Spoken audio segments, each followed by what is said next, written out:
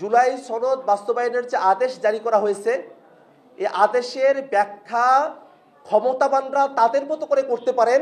তেমন একটা অবস্থায়, তেমন একটা ভাষ্যে জুলাই সনদ বাস্তবায়ন আদেশ জারি করা হয়েছে। এই সমস্ত বিষয় পর্যালোচনা করে আমরা সরকারের কাছে দাবি জানাই যে সরকার অবিলম্বে জুলাই সনদ বাস্তবায়ন আদেশের সঠিক ব্যাখ্যা প্রদান করবে এবং একই সাথে যে বিষয়গুলোতে জুলাই সনদ বাস্তবায়নের ক্ষেত্রে অস্পষ্টতা রয়েছে সেই অস্পষ্টতাগুলো দূরীকরণ করবে এবং এর মধ্য দিয়ে জুলাই সনদেরকে নিয়ে যে সংকটের তৈরি হয়েছে সেই সংকট নিরসনে সরকার উদ্যোগ গ্রহণ করবে। ধন্যবাদ সকলকে। কারো যদি কোনো প্রশ্ন থাকে। সুনির্দিষ্ট পথরেখা এবং সরকারের তরফ থেকে জুলাই সনদ কীভাবে বাস্তবায়ন করা হবে তার ব্যাখ্যা উপস্থাপিত না হওয়ায় আমরা জুলাই সনদ স্বাক্ষরের অনুষ্ঠানে অংশগ্রহণ থেকে বিরত থাকি। পরবর্তীতে ঐক্যমত্য কমিশন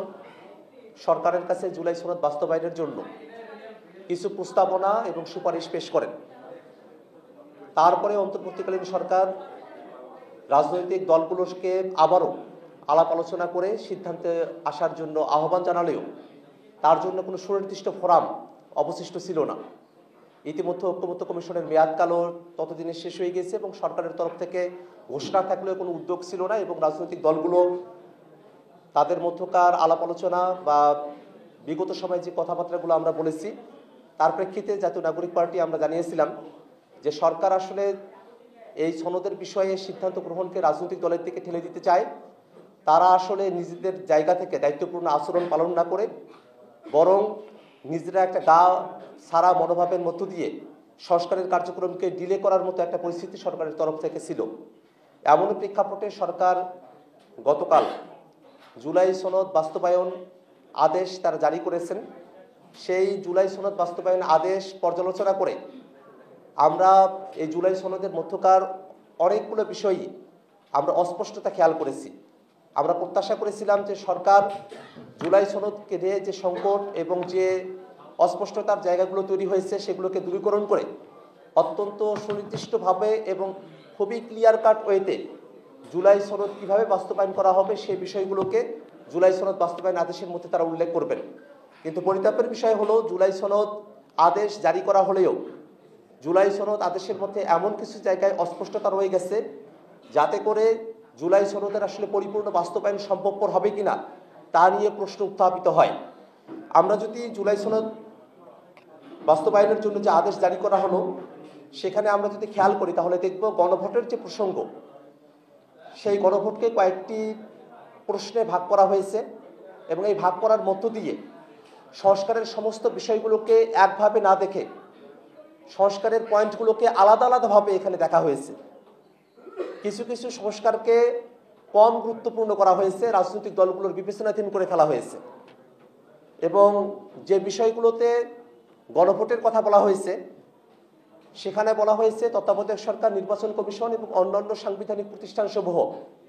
জুলাই সনদে বর্ণিত প্রক্রিয়ার মধ্য দিয়ে সেগুলো গঠিত হবে। কিন্তু এখানে প্রশ্ন থেকে যায় যে জুলাই সনদে বর্ণিত প্রক্রিয়া এই বাক্যের মধ্যে এই অস্পষ্টতা রয়ে গেছে যে সেটা কি নোট অফ ডিসেন্ট সহ জুলাই সনদ নাকি নোট অফ ডিসেন্টের কার্যকারিতাবিহীন জুলাই সনদের ডিরেক্ট যে ভাষ্য সেই অংশটুকু। যেহেতু এই জায়গায় একটা অস্পষ্টতা রয়ে গেছে যে জুলাই সনদের প্রক্রিয়া অনুযায়ী এটাকে বাস্তবায়ন করা হবে এবং নানা পক্ষ এখানে রয়েছে যারা আসলে নোট অফ ডিসেন্ট সহকারে জুলাই সনদকে এবং এই গণভোটের ফলাফলকে তারা দেখতে চান, তারা যদি ক্ষমতাপ্রাপ্ত হন সেক্ষেত্রে এই জুলাই সনদে বর্ণিত প্রক্রিয়া সেটাকে ভুলভাবে ব্যাখ্যা করে বা তাদের মতো করে ব্যাখ্যা করে সেখান থেকে নোট অফ ডিসেন্টের যে ইস্যুটা আছে সেটাকেই তারা প্রধানতম করে তোলার সুযোগ তারা পেয়ে যাবেন এই টেক্সটের মধ্য দিয়ে। অতএব গণভোটের প্রশ্নে সুরাহা হওয়ার পরে জুলাই সনদে বর্ণিত প্রক্রিয়া অনুযায়ী তত্ত্বাবধায়ক সরকার, নির্বাচন কমিশন, অন্যান্য সাংবিধানিক প্রতিষ্ঠানগুলোতে নিয়োগ প্রক্রিয়া সম্পূর্ণ করা হবে। এই বিষয়ে নোট অফ ডিসেন্ট আছে কি নাই, জুলাই সনদে বর্ণিত প্রক্রিয়া কি নোট অফ ডিসেন্ট সহ নাকি নোট অফ ডিসেন্ট ছাড়া জুলাই সনদের যে ভাষ্য এবং যার উপরে কমিশন সিদ্ধান্ত গ্রহণ করা হয়েছে শুধুমাত্র সেই অংশটুকুকে নির্দেশ করছে সে ব্যাপারে আমরা সরকারের তরফ থেকে স্পষ্ট ব্যাখ্যা দাবি করছি। একই সাথে সেই প্রশ্নের মধ্যেই অন্যান্য সাংবিধানিক প্রতিষ্ঠান এই শব্দবন্ধ ব্যবহার করা হলেও সাংবিধানিক প্রতিষ্ঠান আসলে কোনগুলো তার সঠিক কোনো সংজ্ঞায়ন সেখানে নেই। আমরা দুর্নীতি দমন কমিশনকে সাংবিধানিক প্রতিষ্ঠান হিসেবে অন্তর্ভুক্ত করার কথা ঐক্যমত্য কমিশনে আমরা দীর্ঘ সময় ধরে আলোচনা করেছি, কিন্তু সেই দুদক এখনো পর্যন্ত বর্তমান সংবিধান অনুযায়ী এটা কোনো সাংবিধানিক প্রতিষ্ঠান নয়। কিন্তু আমরা যে বিষয়টিতে একমত হলাম এবং ঐক্যমত্য কমিশন তাদের সিদ্ধান্ত জানিয়ে দিয়েছে, সেই দুর্নীতি দমন কমিশন সেটা কি অন্যান্য সাংবিধানিক প্রতিষ্ঠান এর অন্তর্ভুক্ত থাকবে কি থাকবে না সে ব্যাপারেও কিন্তু এই সনদের বাস্তবায়নের যে আদেশ তাতে ক্লারিটি নাই, সেই জায়গাতে একটা অস্পষ্টতা রয়ে গেছে। এরপরে উচ্চকক্ষ গঠনের কথা বলা হয়েছে। এবার যে উচ্চকক্ষ গঠিত হবে অর্থাৎ সনদের অব্যবহিত পরের যে উচ্চকক্ষ, সেই উচ্চকক্ষে কারা প্রতিনিধি হিসেবে যাবেন তাদের তালিকা প্রকাশ না করার কথা বলা হয়েছে। কিন্তু এর অর্থ কি এরকম যে এবার তালিকা প্রকাশ করা হলো না, কিন্তু পরবর্তী সময় থেকে উচ্চকক্ষের নির্বাচনের আগেই তাদের ক্যান্ডিডেটের তালিকা প্রত্যেকটা দলকে প্রকাশ করতে হবে কিনা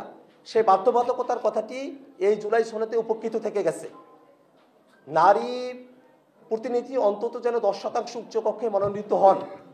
সে বিষয়ে আমরা ঐক্যমত্য কমিশনের সকল রাজনৈতিক দলগুলো আমরা আলাপ আলোচনা করেছি, কমিশন সিদ্ধান্ত গ্রহণ করেছে। কিন্তু সেই বিষয়টা তো এই তালিকা প্রকাশ করার যে অংশ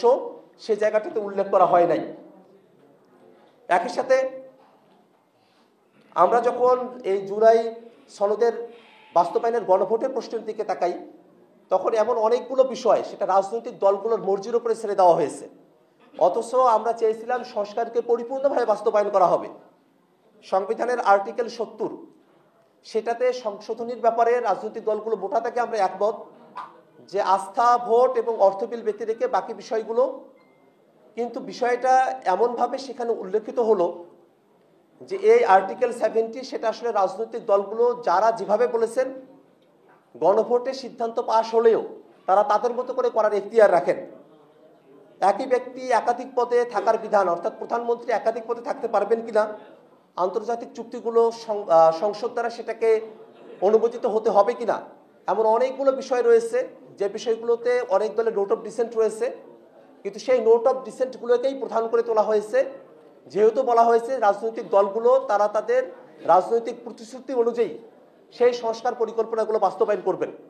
যদি গণভোটের মধ্য দিয়ে জনগণ তারা তাদের সিদ্ধান্ত জানিয়ে দেন, তারপরেও কেন রাজনৈতিক দলগুলোকে তাদের মতানুসারে সংবিধান সংশোধনের সুযোগটা প্রদান করা হলো, সেই বিষয়টাতে একটা অস্পষ্টতার জায়গা তৈরি হয়েছে এবং এই সংস্কারের যে পরতগুলো রয়েছে সেগুলোকে নানা ভাগে আসলে ভাগ করা হয়েছে। আমরা চেয়েছিলাম জুলাই সনদের পরিপূর্ণ বাস্তবায়ন, কিন্তু এই আদেশের মধ্যে জুলাই সনদের সংস্কার প্রস্তাবনাগুলোকে কয়েকটি ভাগে ভাগ করে সেগুলোর মধ্যে গুরুত্বের বিচার অগুরুত্বের বিচার তৈরি করে এটার আংশিক বাস্তবায়ন এবং আংশিকভাবে রাজনৈতিক দলগুলোর উপরে ছেড়ে দেওয়া, এমন ধরনের একটা পরিস্থিতি এই জুলাই সনদের মধ্য দিয়ে তৈরি হয়েছে বাস্তবায়ন আদেশের মধ্য দিয়ে। এবং আমরা দেখেছি